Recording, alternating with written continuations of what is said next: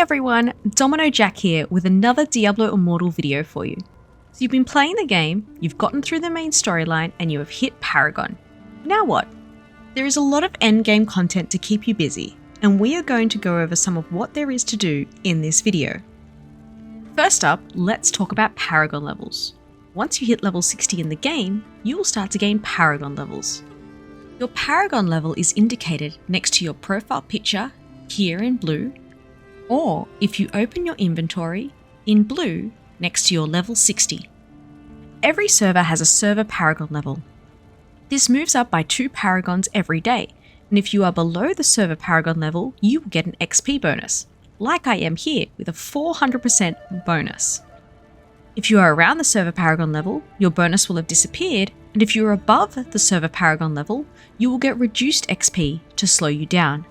This is a catch-up mechanism to allow players to catch up faster to those who are ahead, and also to stop those at the top from getting too far ahead. Now, what are you going to do with your Paragon levels? Go into the menu and into Paragon. This is where you will spend the points from Paragon levels.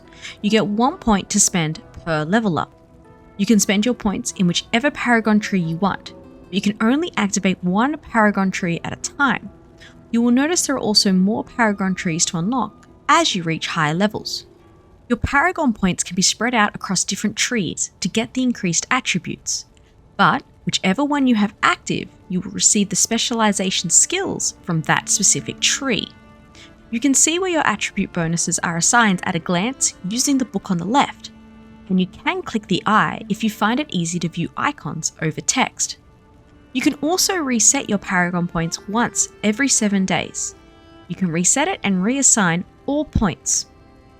It is worth reading through the different specializations to figure out what Paragon specialization works best for the kind of build you are going for. The end game now is grinding that Paragon level, but there are fun activities you can do on the way to help get it there, such as bounties. As mentioned in my previous video, there are daily bounties. Make sure you go to the bounty board in Westmarch to collect more bounties every day. Remember, 8 a day, but they can roll over to the next day if you miss some, up to a max of 24 a day with the reset back to 8 on Monday. While you're out doing your bounties, make sure you are collecting the Monster Essence for the Bestiary, as this is always a good way to get XP and level up. Another activity to do is the Legacy of the Heradrim. This is located here in Westmarch and is called Ibn Fard's Sanctum. If you haven't unlocked it yet, make sure you are past level 49 and have done Challenge Rift 10. At the completion of Challenge Rift 10, you will be given your first vessel to place into the shrine. When you first unlock this area, the shrine will have all these holes waiting for the vessels. You can put the first vessel you received in from the Challenge Rift.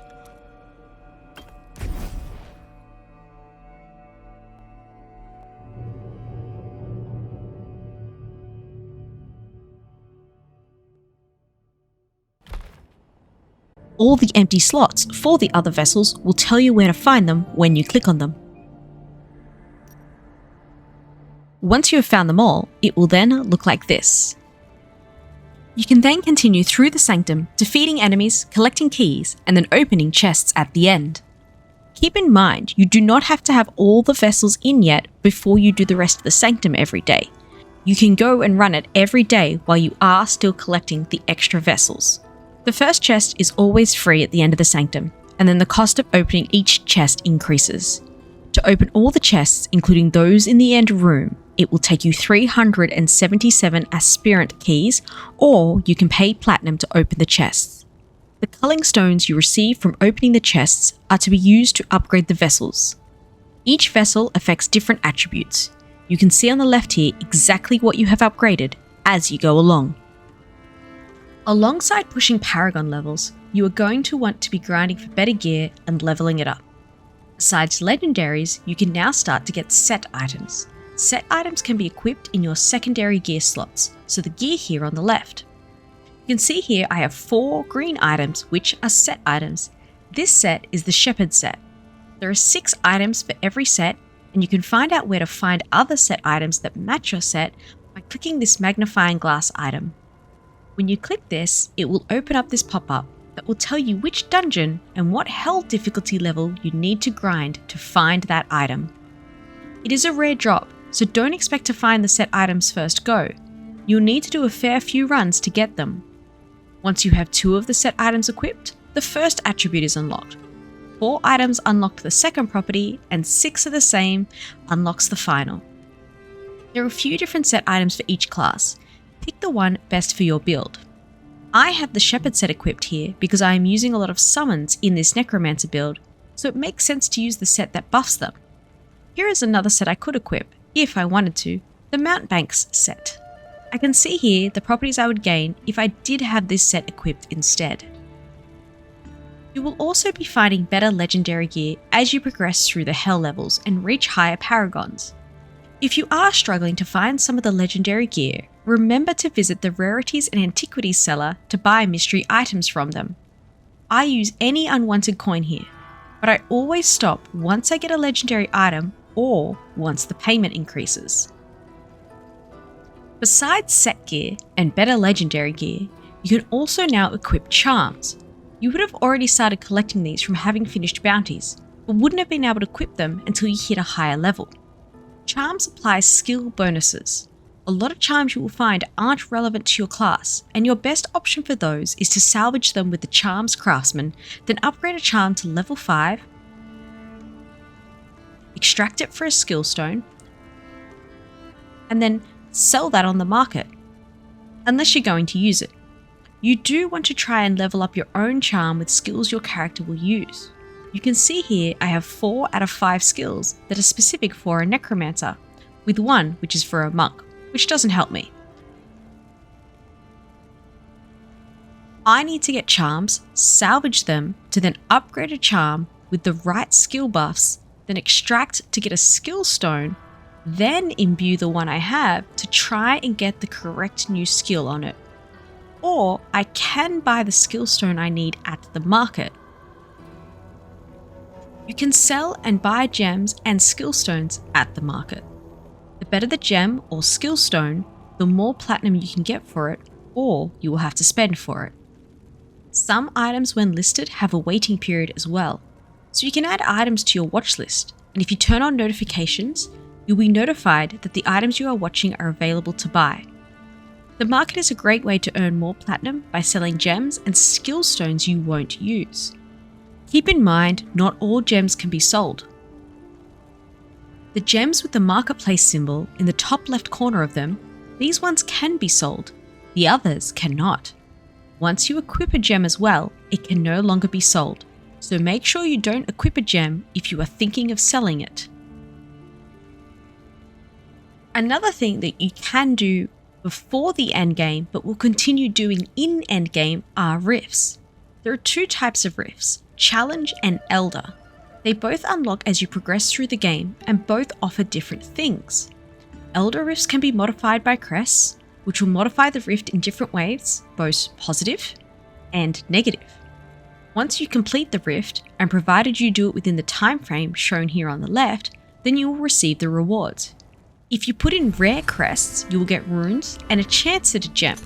If you put in legendary crests, you will get gems for gear. If you collect 10 legendary crests, you can put these all in one run instead of the standard 3, and you will receive 10 gems at the end. You want to collect gems because you can put these in your main items and you can upgrade them.